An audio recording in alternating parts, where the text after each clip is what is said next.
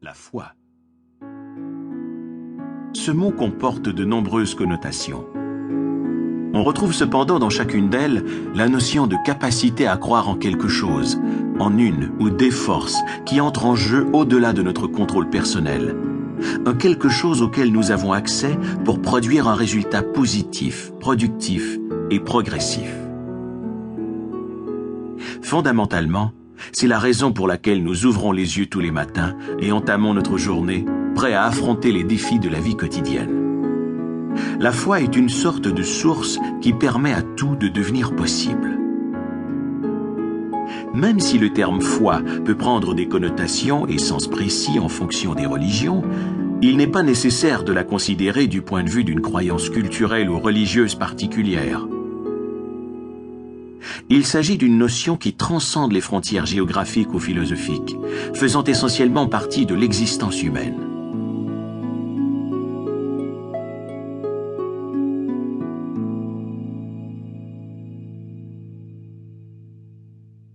La foi, c'est l'oiseau qui sent la lumière alors que l'aube est encore plongée dans l'obscurité. Rabindranath Tagore.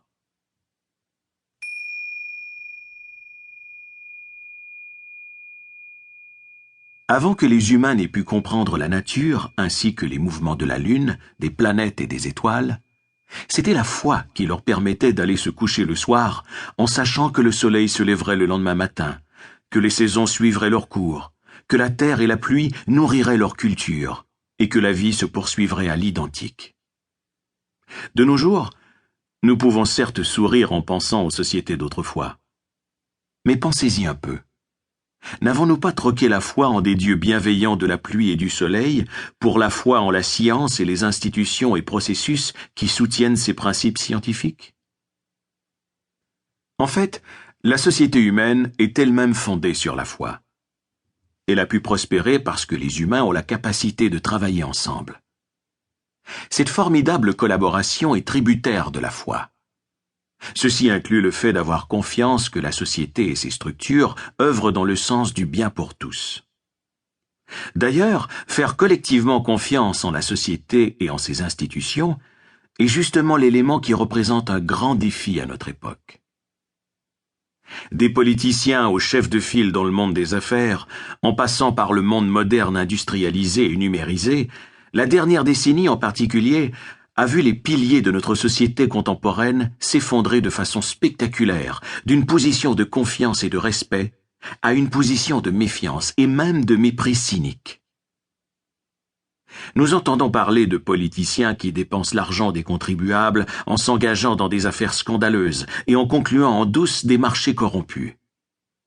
Si les gens au sommet de la pyramide ont renoncé à leurs responsabilités, alors pourquoi pas moi, penserez-vous? Si plus personne ne croit en rien, alors quel sens cela a-t-il pour moi de continuer à avoir la foi? La foi en quoi? Notre confiance envers les autres pays du monde a été ébranlée par des actes de terrorisme et de violence. Le monde semble beaucoup plus effrayant qu'avant. Au lieu d'avoir confiance en la bonne volonté des autres nations, nous avons maintenant l'impression de devoir nous défendre contre elles. Le climat général en est un de méfiance et de tension. Peu importe que nos peurs soient justifiées ou pas, peu importe que les mesures correspondantes de défense prises soient sensées ou pas.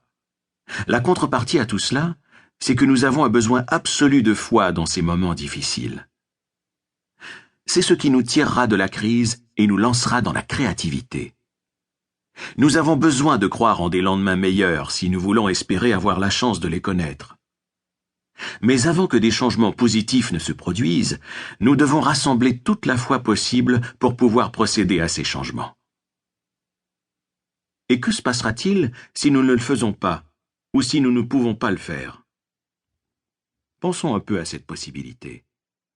Que se passerait-il si nous perdions tout simplement la foi?